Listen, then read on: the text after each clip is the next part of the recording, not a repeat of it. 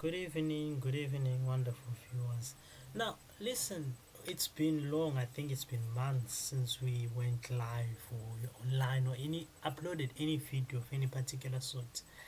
This is basically because the politics in Zimbabwe and the situation in Zimbabwe remains hopeless. I mean, at that point, we were excited about things like gas and stuff like that. We even thought that perhaps things are gonna turn around for real. Although political developments have been happening in Zimbabwe, and quite interestingly, it seemingly looked like Chiwenga is actually at a stalemate, can't do anything, can't move, and is probably begging for bread. And that closes that chapter.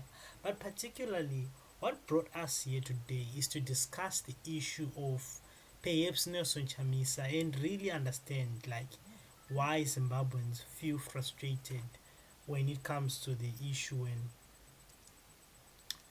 Nelson Chamisa was actually like, why did he leave the Triple C? Now, a lot of people they do understand that Nelson Chamisa, like, even if you don't understand, but Nelson Chamisa was kind of like the main opposition leader after Morgan Tsvangirai's death, and he participated in the 2018 elections as well as 2023 elections. In both elections, Nelson Chamisa, you could say that he saw victory, but it was rigged away from him again. But what is more interesting is how Nelson Chamisa went on to leave the Triple C immediately afterwards. Just for context, let me just play this one. Hello, Zimbabwe. How are you? Please be steady, be calm, and of course, more importantly, know that I love you. And thank you for loving me. I will never disappoint you.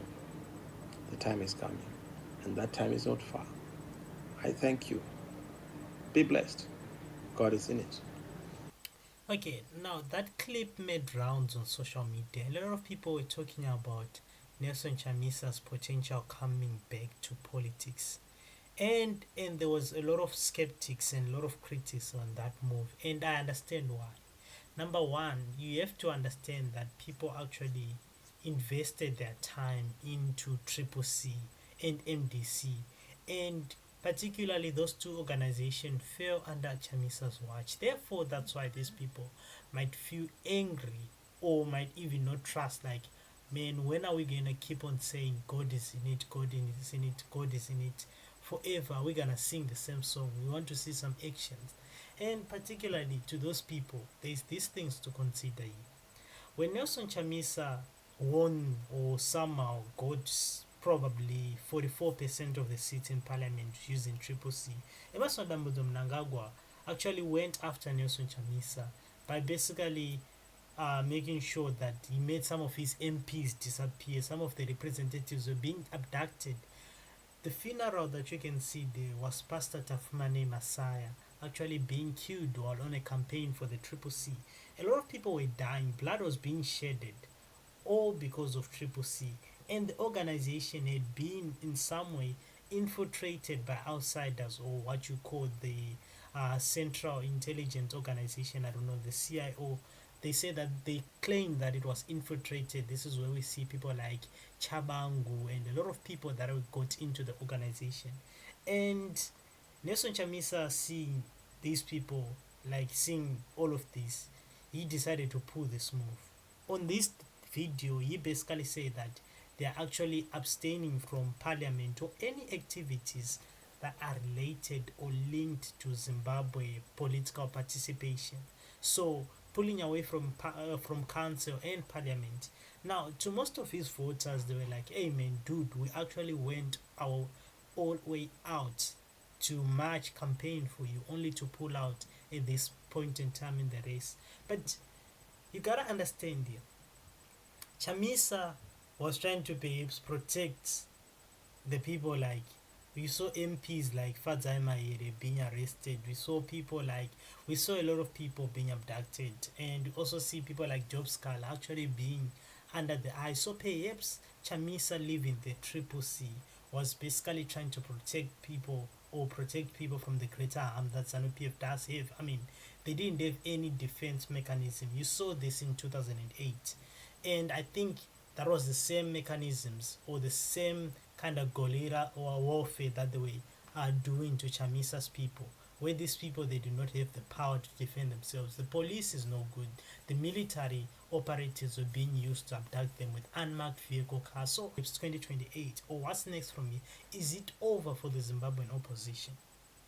Perhaps the biggest question we should be asking is that, is Chamisa supposed to lead the Zimbabwean opposition in the first place, given that the circumstances are well above him?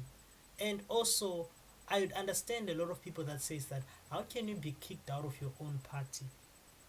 If you crying that structures and you're excluded from the next party that you formed to avoid infiltration from happening, well, believe it or not, Zimbabwean political landscape is not where ZANU-PF plays by the rules. They do actually by whatever means that they want. They can kill anyone, they can do anything to anyone.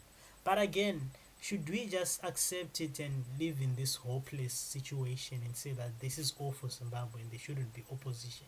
And I think this is the point in time where we start asking ourselves, what is next? Now, I was watching a video by Tafuma Nema, not Tafi the man, where he says that he's very informative, he speaks the truth.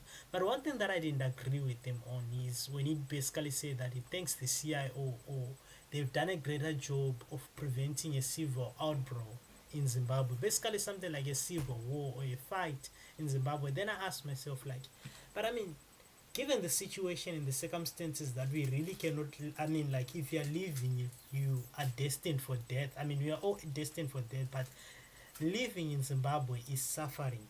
Exiting in Zimbabwe is still suffering. Even if you go to the UK, you're still going to be subjected to, second class citizen type of welcome.